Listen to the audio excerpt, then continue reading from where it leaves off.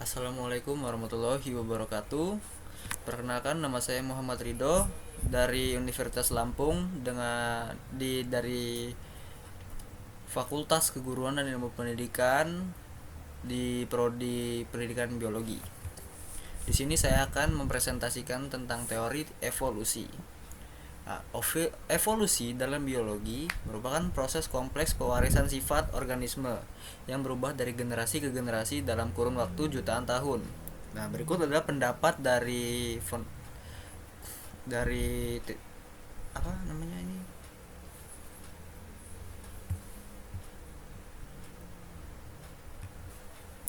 Nah, berikut adalah pendapat menurut para ahli yang menjadi fondasi teori evolusi. Yang pertama ada Anaximander, 500 sebelum Masehi. Manusia itu berevolusi dari makhluk akuatik mirip ikan yang pindah ke darat. Kemudian menurut Empedocles tahun 495 sampai 435 sebelum Masehi, dia mengatakan bahwa kehidupan itu muncul dari lumpur dan tumbuhan, kemudian berubah menjadi hewan. Nah, yang ketiga ada Erasmus Darwin dari 1731 hingga 1802. Dia mengatakan bahwa kehidupan itu berasal dari asal mula yang sama dan bahwa respons fungsional akan diwariskan kepada keturunannya. Nah, yang pertama, pencetus teori evolusi. Yang pertama itu ada teori Lamarck. Nah, dia mengatakan bahwa perubahan suatu individu disebabkan oleh lingkungan dan bersifat diturunkan.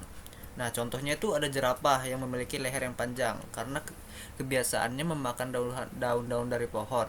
Nah, diduga memanjangkan lehernya untuk mencapai pohon yang semakin tinggi. Nah, adaptasi dengan pemanjangan leher itu diwariskan kepada generasi berikutnya. Kemudian ada teori Darwin.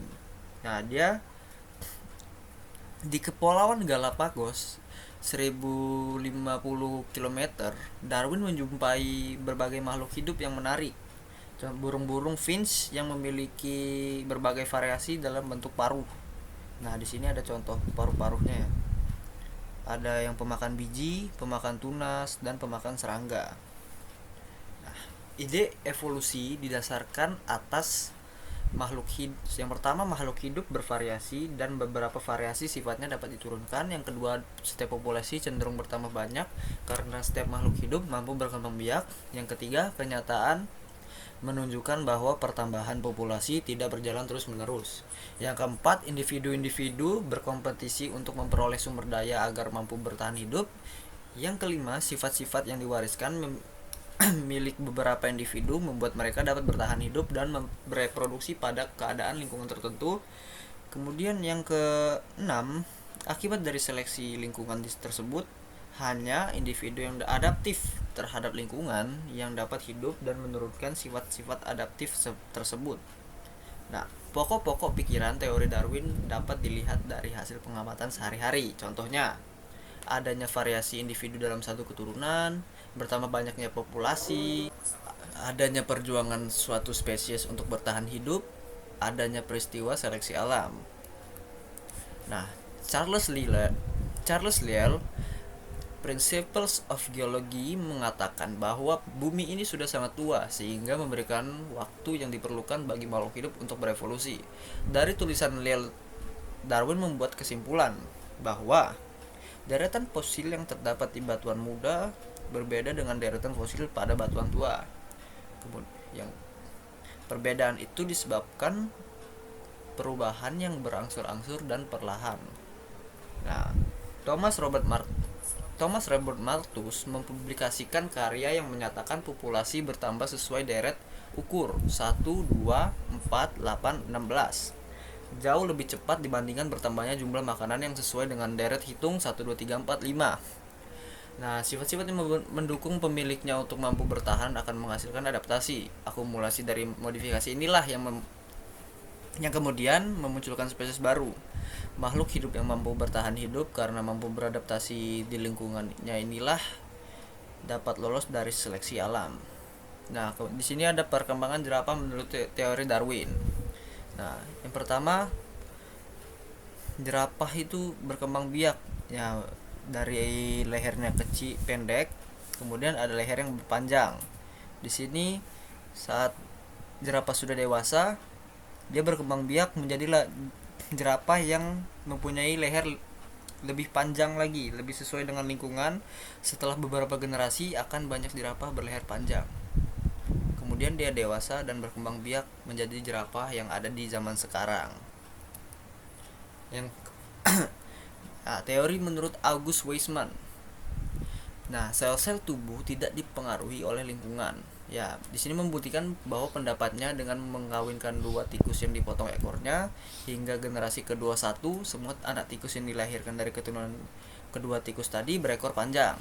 Nah, di sini Weismann menyimpulkan bahwa perubahan sel-sel tubuh karena pengaruh lingkungan tidak akan diwariskan ke generasi berikutnya. Hal ini membuktikan bahwa teori evolusi Lamarck tidak benar. Nah, evolusi itu, kata dia, evolusi adalah masalah pewarisan gen-gen melalui sel kelamin, atau evolusi adalah gejala seleksi alam terhadap faktor-faktor genetika. Nah, faktor yang mempengaruhi evolusi. Hukum Hardy-Weinberg menyatakan frekuensi alel atau gen dalam populasi dapat tetap stabil dan tetap berada dalam keseimbangan dari suatu generasi ke generasi dengan syarat, yaitu satu, jumlah populasinya besar, yang kedua perkawinan secara acak atau random, yang ketiga tidak terjadi mutasi, maju atau balik, yang keempat tidak ada seleksi, yang kelima tidak ada migrasi.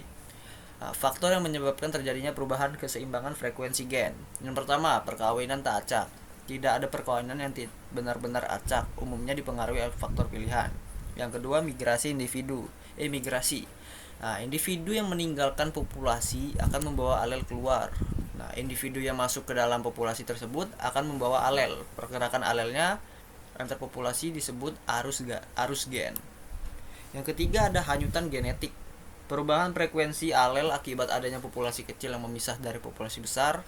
Yang keempat, seleksi alam organisme yang dapat menyesuaikan diri dengan lingkungannya yang baru akan dapat mempertahankan kelangsungan hidupnya. B, organisme yang tidak dapat menyesuaikan diri dengan lingkungannya yang baru akan mati atau pindah ke daerah lain yang tidak mengalami perubahan lingkungan.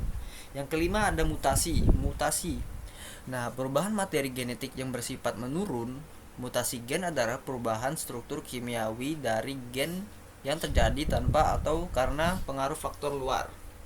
Nah, penyakit molekuler HB adalah penyakit anemia yang ditentukan oleh gen resesif autosomal yang dapat menyebabkan kelainan darah yang fatal jika dalam keadaan homozigot.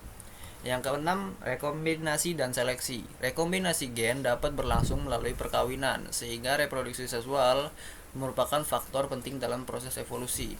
Wilhelm Ludwig Johansen, Denmark 1857 hingga 1927, tahun 1985 menunjukkan bahwa seleksi sangat efektif terhadap rekombinasi pada organisme yang melakukan perkawinan silang. B, seleksi merupakan faktor pengarahan, pembatasan, dan penstabil terhadap rekombinasi gen. Nah, sekian dari materi yang dapat saya sampaikan. Kurang lebihnya saya mohon maaf. Wabillahi taufiq wal hidayah. Wassalamualaikum warahmatullahi wabarakatuh.